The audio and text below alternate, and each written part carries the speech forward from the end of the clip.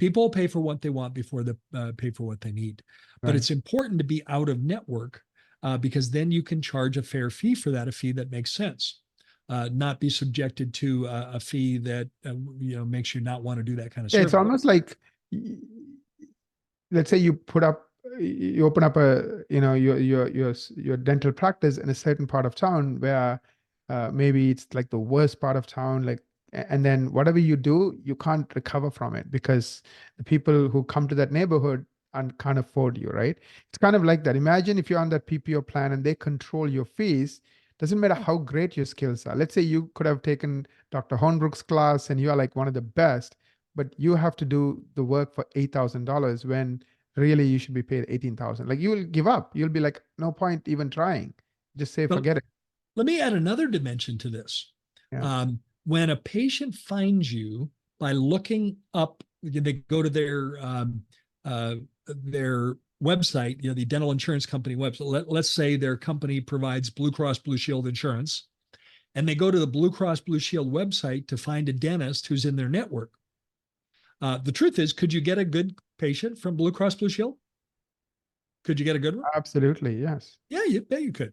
Yes. But many of them have a mindset, baggage, I call it baggage. They carry baggage of an insurance mindset where they're only interested in having it done if it's covered by their insurance. So imagine a patient that would like to improve their smile. Maybe they have crowding or spaces and they'd like to improve their smile. But one of the first questions they're going to ask the doctor is, say the doctor says, "Oh, you're a great candidate for cosmetic dentistry. And let me show you some befores and afters. We can help you with this." And let's say you have some impressive befores and afters, but when you finally stop talking, what is the first question going to be out of the patient's mouth? Is it covered by insurance?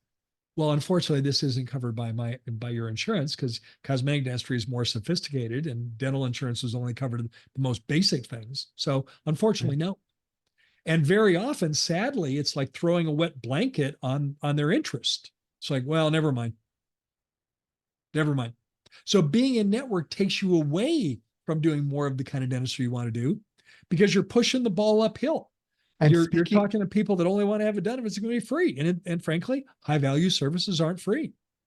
And one of the metrics that I remember Dental Intel shared with us not too long ago is the amount of dentists who are presenting ideal cases versus not, right?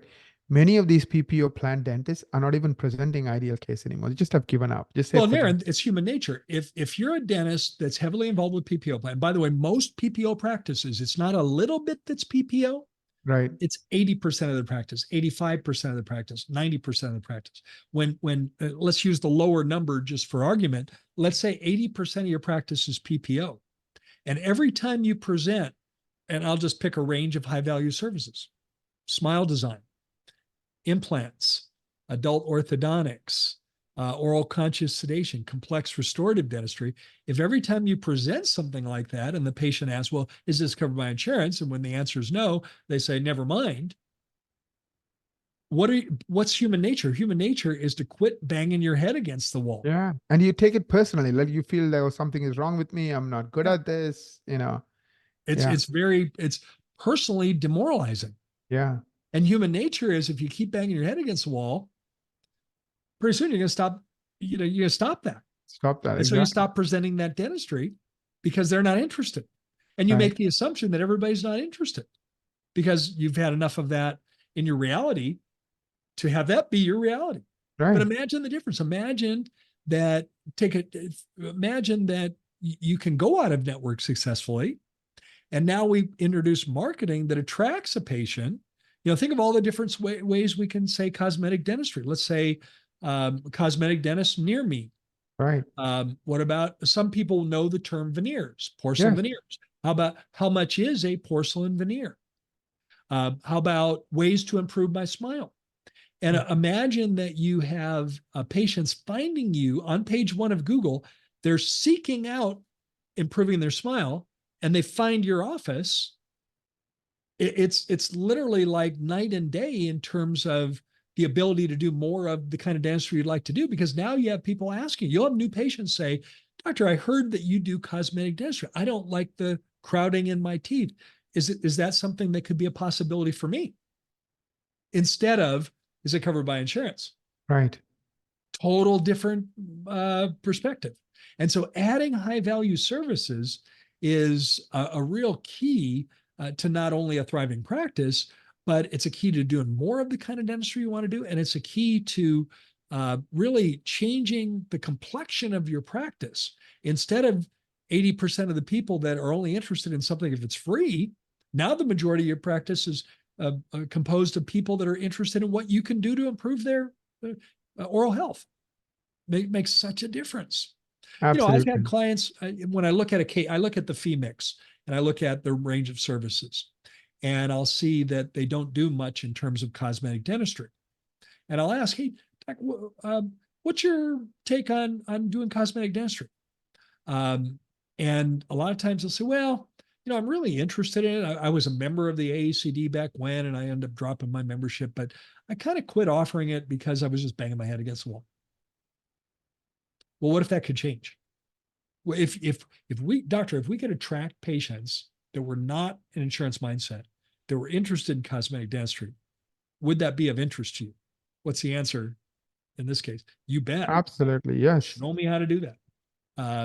Yeah, I can't do it if I'm going to lose money. But I'd love to be doing more of that. So truly adding high value services to your practice makes you less insurance dependent. Because now people are seeking you out for the benefits of the care you can provide instead of whether it's covered by insurance or not. One of the best reasons to start doing it. Changes the complexion of your practice. Now, where do you start on that? Well, you got to have the skills on the shelf. So I would start with building your skills, taking the courses that you need to take to master the world of cosmetic. Renew your membership with AACD or become a member if you haven't been. And that's where I'd start. But it would also involve some other steps along the way. Make sure you have the marketing and support to attract those kind of patients, which we can do through Equa. And you may want some coaching along the way to help you build that component of your practice so that you can really be another step closer to your ideal practice. If you would like to know more about our coaching, go to thrivingdentist.com/CSM. Stands for Coaching Strategy Meeting. That'd be a Zoom meeting with me. We'd get together on Zoom. My purpose of that meeting is to learn more about your practice. And with your permission, I'll share a little bit about our coaching to see if that'd be a good fit. But I want you to start thinking about how adding high value services is your key to not only a thriving practice, but really happiness in your career, doing more of what you want to do.